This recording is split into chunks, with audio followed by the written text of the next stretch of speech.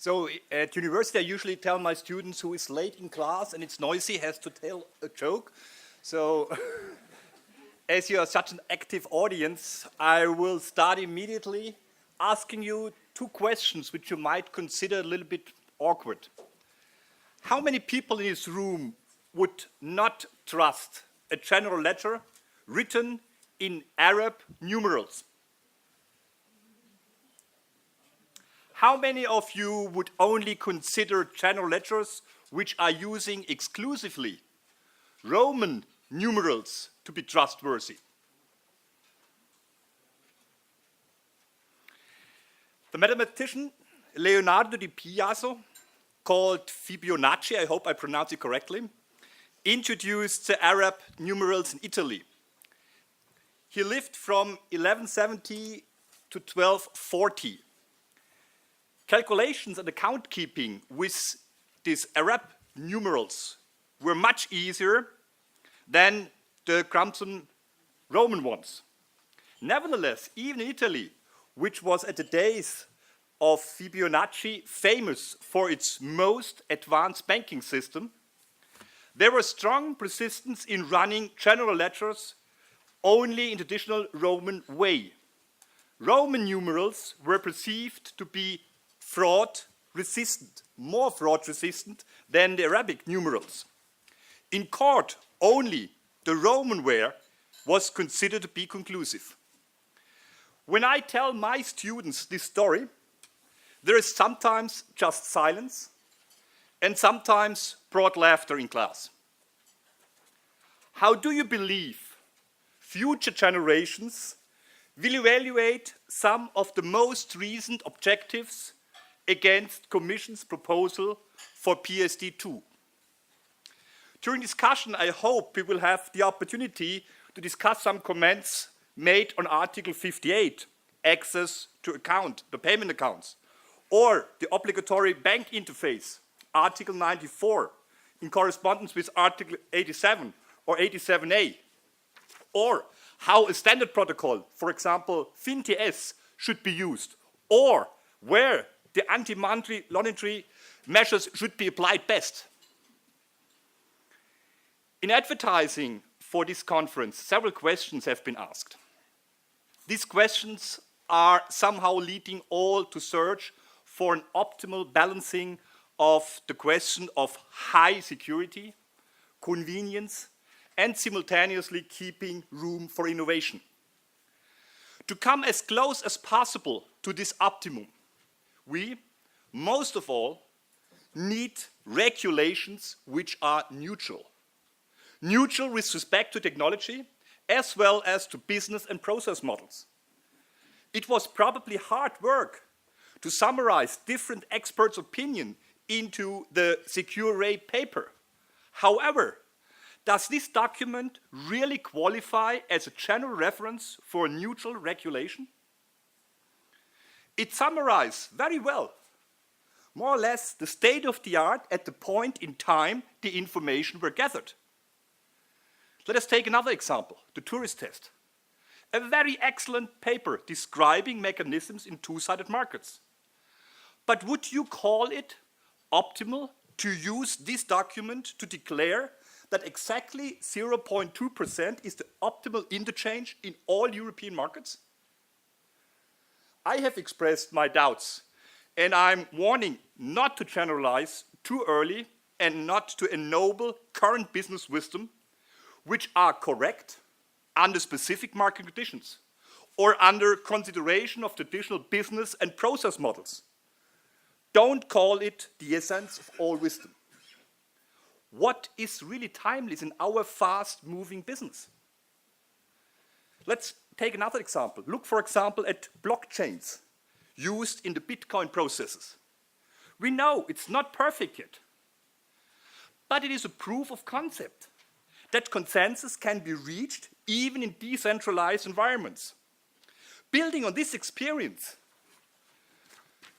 we will see further developments like, for example, Ripple. And a lot of creativity is applied all over the world to generate further progress. Regulators should, according to my opinion, have a degree of affinity for progress. Representatives of companies established in traditional process and business models will always have the tendency to proclaim conservative statements. And usually, there are always more people in favor of what they understand and what they are used to. Therefore, regulators should have a slight twist of a bias for the new. To give representatives of innovative companies adequate room to speak up for the new, to speak up for the so far unknown. And supervisors need the means to act trustfully and powerfully. It must be possible to close improper behaving payment service providers, regardless of size and regardless of tradition.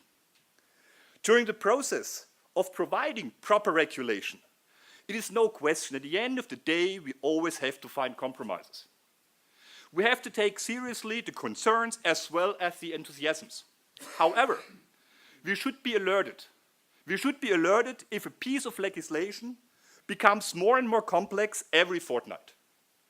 Complexity might help to lull people, to give everybody the impression his or her argument finally made his way into legislation. But too complex regulations do not provide legal certainty. And too much of complexity does not eliminate legal vacuum either. At the end of the day, complex regulations are invitations for regulatory arbitrage. An industry which competes for too long time only on prices suffers and will finally die. Focusing on being the cheapest does neither provide the jobs the young Europeans need, nor does it lead Europe to become the most innovative society which we desired with the Lisbon agenda, not to speak even about the digital agenda. It might be painful and unpopular, but is economically healthy to expose service providers to strong but fair competition. The more European payment industry will get ready to compete on new and better services, the more it will prosper. Slowly, some of the traditional service providers notice it's much better to cooperate with solid and honorable new market players than to sue them. Hiding behind high walls does neither increase security nor does it improve competitiveness. If Liv is interested, I will provide some examples during discussion. Let me also reflect on the service users. Enjoying a night in a big, thrilling city requires street smartness. You have to know where to go, how to dress, how to behave. To enjoy life, we need knowledge and education. Probably nobody in this room would like to spend nightlife in a city where policemen enforce 100% security.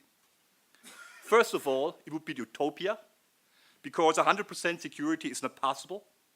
And second, that would be a deadly boring city. Never competitive with cities like New York, Paris, London, or Hamburg.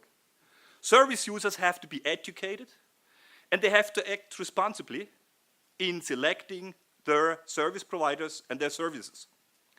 Service users also need the mentality of stewardship. Payment industry is a network industry.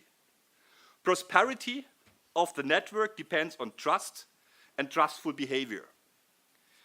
It is not sustainable to exploit an infrastructure or certain members of the network. All members of the network have to be aware that good service has its price. Calling regulators to set price ceilings must be the ultima ratio, the last resort. I will close with an appeal for a broad understanding of responsibility.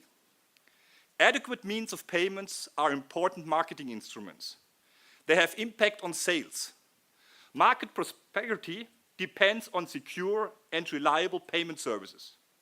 Payments business needs therefore high security standard to protect the values on the payment accounts and the values in transition. But regulation may not be misused to protect business models or investments against fair competition. If the European payment industry loses competitiveness, we are endangering much more than just the revenues currently earned with payment services. Therefore, let us take responsibility for security and innovation. Thank you very much.